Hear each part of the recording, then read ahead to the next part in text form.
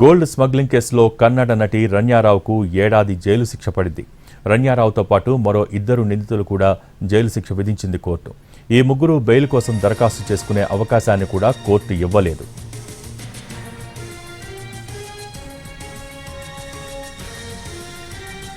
ఈ ఏడాది మార్చి 3న బెంగళూరు ఎయిర్పోర్ట్లో రన్యారావును DRI అధికారులు అరెస్ట్ చేశారు.